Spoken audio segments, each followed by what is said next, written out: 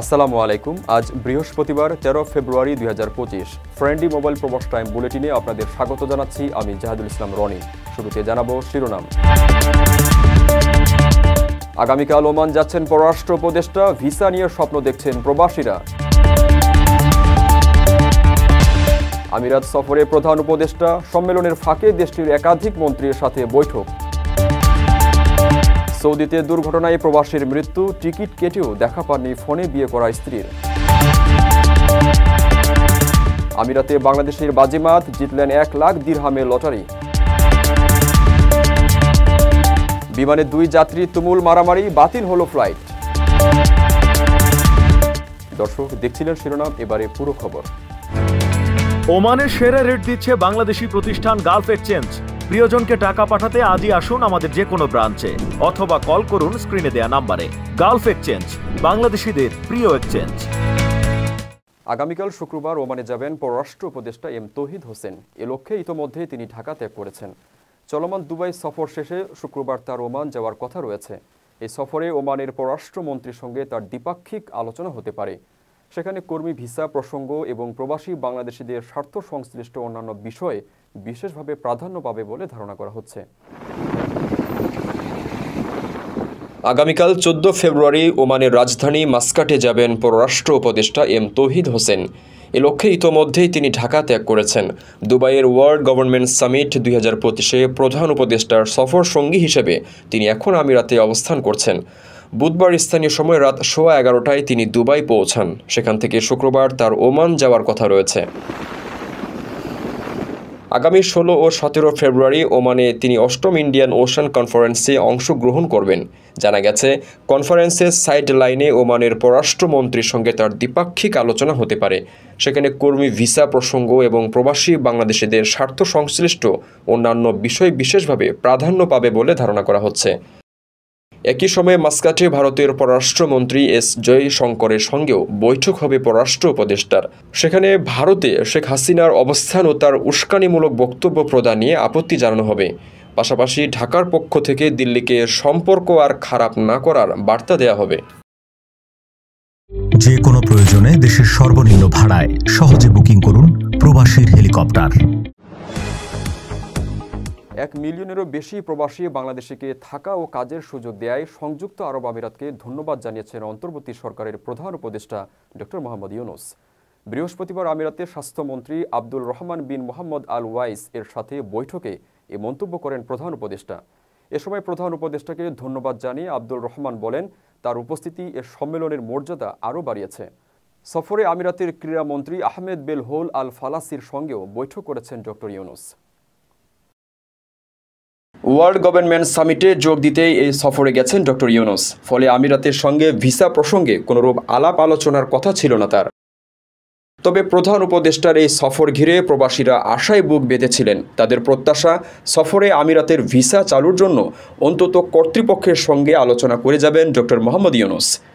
এদিকে বৃহস্পতিবার দুবাইয়ে ওয়ার্ল্ড গভর্নমেন্ট সামিটে যোগ দিয়ে CNN-এর সাংবাদিক বেকি অ্যান্ডারসনের সঞ্চালনায় এক অধিবেশনে ডক্টর মোহাম্মদ ইউনুস বলেছেন, কিছু সংস্কার বাস্তবায়ন করে যত দ্রুত সম্ভব সরকার নির্বাচন দিতে চায়, যা এ বছরের ডিসেম্বরে হতে পারে। আকর্ষণীয় রেট ও দারুণ সব ডাটা বান্ডেল পেতে আজই ব্যবহার করুন ফ্রেন্ডলি সিম।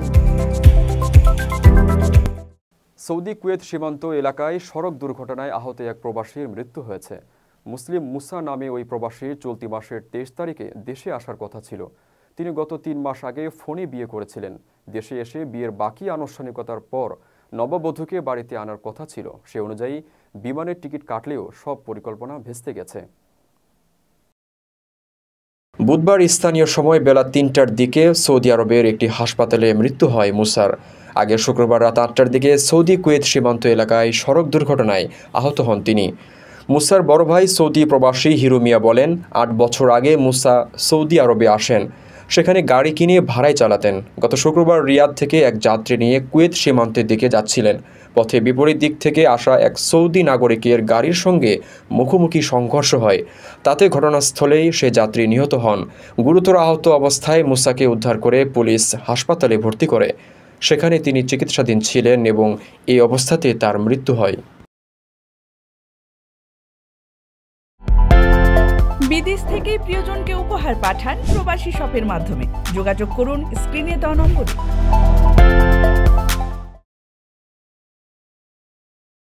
মধ্যপ্রাচ্যের দেশ সংযুক্ত আরব আমিরাতে আবারও বাজিমাত করেছেন এক বাংলাদেশি। বিগ টিকেট আবুধাবির রাফেল ড্র লটারিতে 1 লাখ আমিরাতি দিরহাম জিতেছেন প্রবাসী তপন দাস। তপন দাস ছাড়াও আরও ভারতীয় 3 প্রবাসী আবুধাবি বিগ টিকেট সিরিজের 271তম ড্রয়ে বিজয়ী হয়েছেন। বাংলাদেশ ও ভারতের ভাগ্যবান 4 বিজয়ী যৌথভাবে 3,70,000 আমিরাতি দিরহাম জিতেছেন।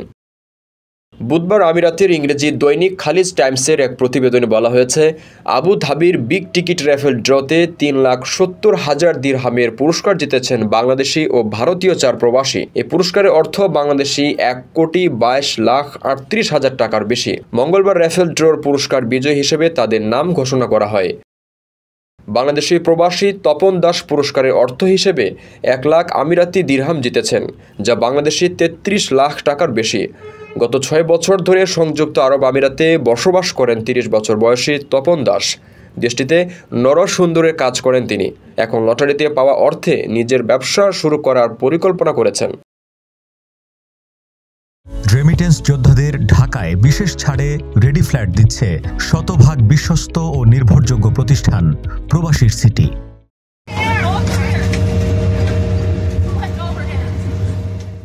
বিমানের মধ্যে এ যেন হুলস্থুল কাণ্ড। এক যাত্রীর তাণ্ডবে বিপাকে পড়লেন গোটা বিমানের যাত্রীরা। বিমানের মধ্যে মহিলা সহযাত্রীর চুলের মুঠি ধরে টেনে বেধড়ক মারধর করার অভিযোগ ওই অভিযুক্তের বিরুদ্ধে, যা ঘিরে শেষমেশ ফ্লাইট বাতিল করা হয়। আন্তর্জাতিক সংবাদ মাধ্যম সূত্রে জানা গেছে, ঘটনাটি ঘটেছে আলাস্কা এয়ারলাইন্সের 2221 বিমানে। ক্যালিফোর্নিয়ার ওকল্যান্ড আন্তর্জাতিক বিমানবন্দর থেকে পোর্টল্যান্ডের উদ্দেশ্যে রওনা দেওয়ার জন্য তৈরি ছিল বিমানটি। ওঠার সময় আচমকা ওই বৃদ্ধ পিছনের সিটে বসা মহিলা যাত্রীর উপর হামলা করেন, তার চুলের মুঠি ধরে মারধর শুরু করেন। সেই মুহূর্তেই ছুটে আসেন বিমানের ক্রু সদস্যরা, বৃদ্ধকে থামানোর চেষ্টা করতে থাকেন। দূরে নেয়ার পরেও ওই যাত্রী মহিলার উদ্দেশ্যে অশ্লীল মন্তব্য করতে থাকেন। তার এই কাণ্ডের পরেই বিমানবন্দর কর্তৃপক্ষকে খবর দেয়া হয় এবং ফ্লাইট বাতিলের ঘোষণা করা হয়। আলাস্কা এয়ারলাইন্সের তরফে জানানো হয়েছে, অভিযুক্তকে আটক করে বিমানবন্দর কর্তৃপক্ষের কাছে নিয়ে আসেন ক্রু মেম্বাররা। তাকে দীর্ঘক্ষণ জেরা করা হয়। সে বৃদ্ধের মানসিক অবস্থা স্থিতিশীল নয় বলেও জানা গেছে। দর্শক, দেখছিলেন ফ্রেন্ডলি মোবাইল প্রবাস টাইম বুলেটিন। শেষ করার আগে শিরোনামগুলো জানিয়ে দিচ্ছি আরও একবার। আগামীকাল ওমান যাচ্ছেন পররাষ্ট্র উপদেষ্টা। ভিসা নিয়ে স্বপ্ন দেখছেন প্রবাসীরা। আমিরাত সফরে প্রধান উপদেষ্টা। সম্মেলনের ফাঁকে দেশটির একাধিক মন্ত্রীর সাথে বৈঠক। সৌদিতে দুর্ঘটনায় প্রবাসীর মৃত্যু। টিকিট কেটেও দেখা পাননি ফোনে বিয়ে করা স্ত্রীর। আমিরাতে বাংলাদেশের বাজিমাত, জিতলেন 1 লাখ দিরহামের লটারি। বিমানে 2 যাত্রী তুমুল মারামারি, বাতিল হলো ফ্লাইট।